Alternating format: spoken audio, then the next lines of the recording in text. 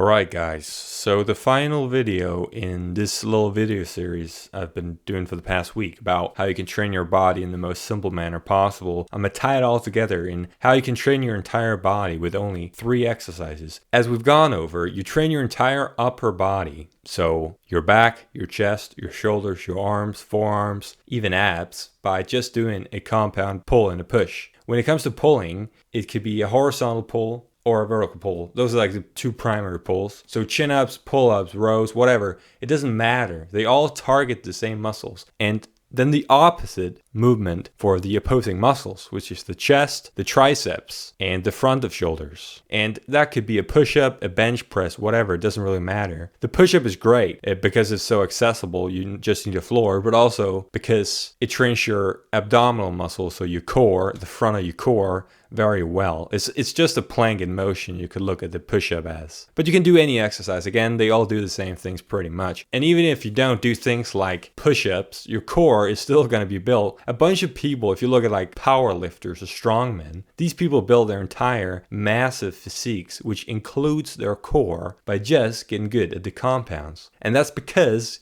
your muscles are not isolated. They work in conjunction with each other in these larger movements, right? And for the lower body, you just do squats. The squat movement trains your entire lower body, also the lower back, so you get the opposing muscles of the six-pack. And if you want to be real thorough, yeah, you can add a hinge, but for most people, I don't think that's necessary. For the calves, which are not hit that well on squats at all, you can go up on your toes at the end of the movement, as you see me doing in these videos. And the squat is also great for conditioning, so you're also going to hit your cardio, especially as you begin adding weight and if you do like slightly higher reps on the exercise. And especially if you do it in conjunction, so like in a circuit with the upper body pull and push. That's what I call CPS Circuit Training. That sounds real technical, but what it is just my preferred upper body compound pull, the chin up, my preferred upper body push, which is the push up and squats, so CPS, and then you do them in circuits, hence circuit training.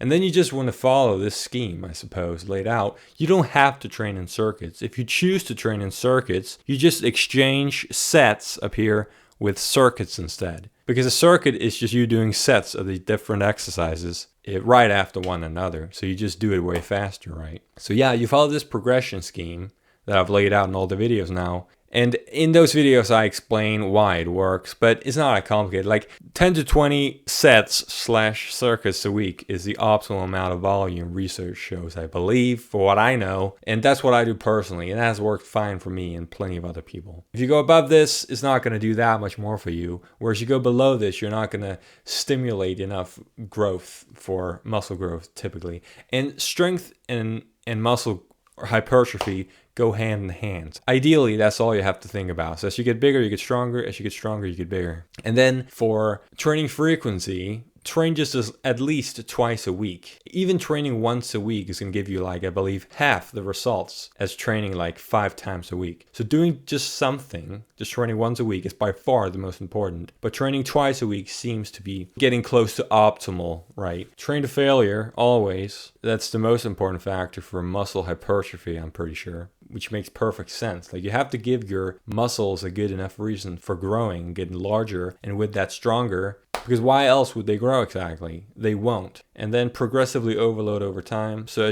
as you get stronger over time, which you do by just doing the exercise consistently for a long period of time, you add stimulus. So you add either more reps, more sets, more weight, etc. The easiest is to just add more reps. And then at some point, you're going to be doing so many reps that you just spend all day doing the fucking exercise. That's an exaggeration. But then you add weight to cut down the reps, and then you just keep exchanging between those two forever. And that's really it.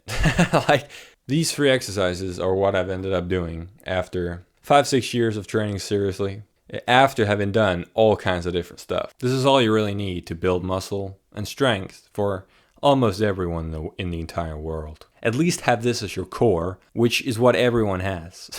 No matter who you look at, they're doing compound movements as their core. But what they won't tell you, I suppose, is that this is all you have to do. Like, this is all you can do and get great results. You don't have to do all kinds of complicated stuff. It's really not necessary.